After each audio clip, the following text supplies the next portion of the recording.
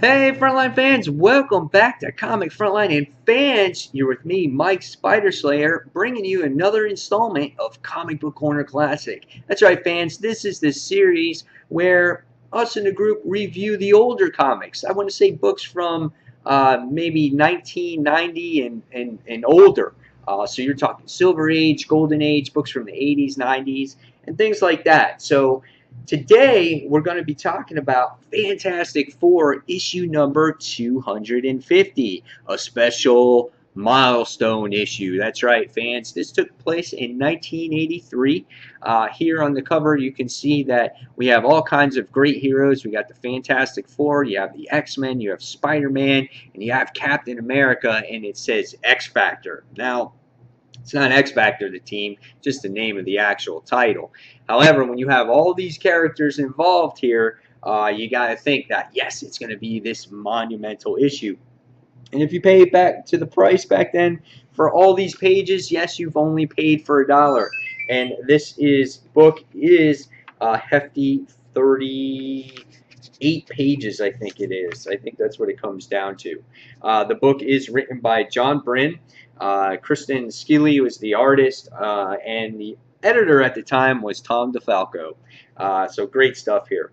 What did I think about the artwork? I thought the artwork was really solid in this issue.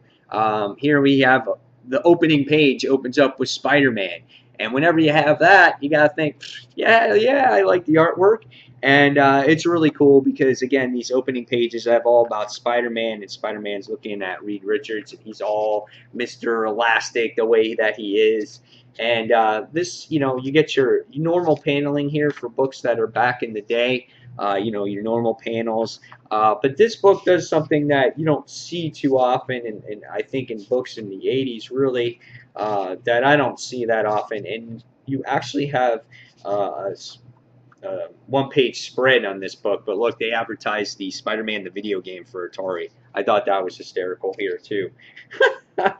So let me see if I can find that one-page spread. I'm not sure if I can come across it.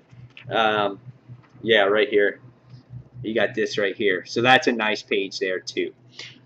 So artwork in this book was really consistent. Really enjoyed it visually. Nice book to look at. Here's another page here with Ben Grimm and Johnny Storm.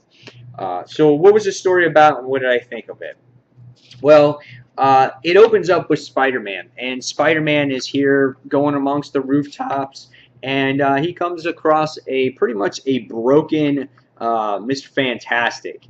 He lost all his elasticity, and he was being fought by Gladiator, and Gladiator is being mistaken, or is mistaken, thinking that the Fantastic Four is a bunch of Skrulls.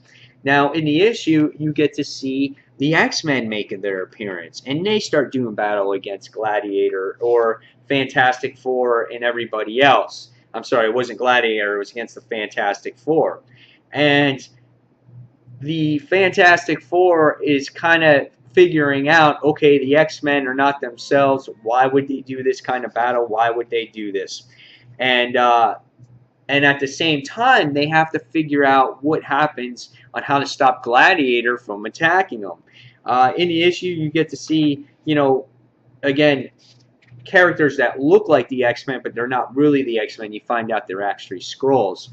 You get to see Captain America in this issue. I find it funny because he's in this coffee shop talking to his female friend, I think is Bernie Rosenthal, and they're in this coffee shop, and he's in regular clothes. Something comes through the window, kind of reminds me from Spider-Man 2, where he protects the girl when this thing's coming through the coffee shop window, and then he winds up going to change. So where does Steve Rogers get his shield from? Because where was it hidden? I didn't get that, So I thought that was kind of funny.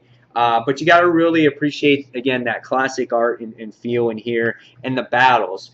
A lot of action in this particular issue, and it was great to see the scientifics of Reed in this book too, coming up with this contraption, which was basically an image, a thing to project a hologram over Captain America, so he can trick Gladiator thinking that he was Reed Richards, which I thought was kind of funny. So they wind up stopping Gladiator at the end of the, towards the end of the issue, and we wind up figuring out that again the X-Men were the Skrulls the whole time and not the Fantastic Four. And it's kind of funny. You would think like this intergalactic being would not mistaken Skrulls from real humans or the real ones from the X-Men changing back and forth. So I thought there was a little bit of a, I guess, inconsistency there. It's kind of like, okay, you're this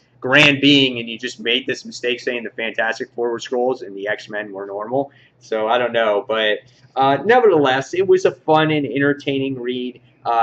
Classic style, Reed Richards, Sue Storm, Ben Grimm, Johnny Storm. Great stuff here when it comes to lots of action. And, this kind of plays tribute to what's going on in the Fantastic Four series right now, because at the end of the issue it says, who's gonna pay to fix all this mess? And right now in the Fantastic Four issue, they have this lawsuit going against them for this specific reason, for places and communities being destroyed. So it's funny how they focused on this, and it's going on in Fantastic Four right now.